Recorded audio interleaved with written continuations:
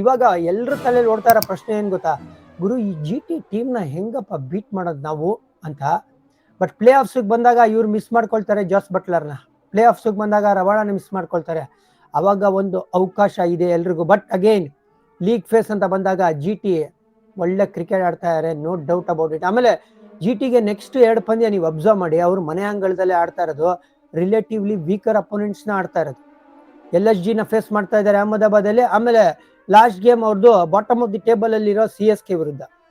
So ಇವರು top team ಆಗಿ finish ಮಾಡಿದ್ರೆ ಆಶ್ಚರ್ಯ ಆಗೋದೇ ಇಲ್ಲ. ಯದ್ವಾ ತದ್ವಾ ಅಪ್ಸೆಟ್ ಮಾಡ್ಬೇಕಾಗತ್ತೆ CSK ಆಗ್ಲಿ LSG ಆಗ್ಲಿ ಈ ಹಂತದಲ್ಲಿ GTನ ಬೀಟ್ ಮಾಡ್ಬೇಕಾದ್ರೆ.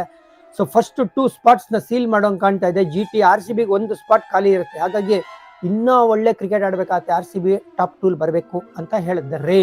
But again quality of batting ಯಾವ ತರ ಇತ್ತು ನೆನ್ನೆ ಶುಭ್ಮನ್ ಗಿಲ್ ಹಾಗೂ ಸಾಯಿ ಸುದರ್ಶನ್ ಅಂತ ಹೇಳಿದ್ರೆ, ಗುರು ಎಷ್ಟು ಗುಣಗಾನ ಮಾಡಿದ್ರು ಸಾಕಾಗಲ್ಲ ಅಂತ ನನ್ಗನ್ಸ್ತಾ ಇದೆ ರೀ.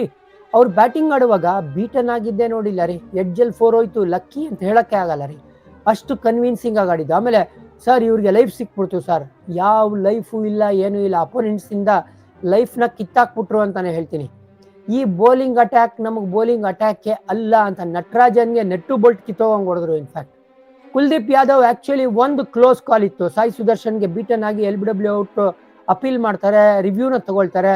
ಅಂಪೈರ್ ನಾಟ್ ಔಟ್ ಕೊಟ್ಟಿರೋದ್ರಿಂದ ಅದೊಂದು ಅಂಪೈರ್ಸ್ ಕಾಲ್, ಅದೊಂದೇ ಒಂದು ಲಕ್ಕಿತ್ತು ಸಾಯಿ ಸುದರ್ಶನ್ಗೆ ಅನ್ನೋದು ಬಿಟ್ರೆ ಇನ್ ಯಾವುದು ಚಾನ್ಸ್ ಇಲ್ಲ. ಚಾನ್ಸ್ಲೆಸ್ ನಾಕ್ ಬಂದಿದ್ದು ಇಬ್ರು ಓಪನರ್ಗಳಿಂದ.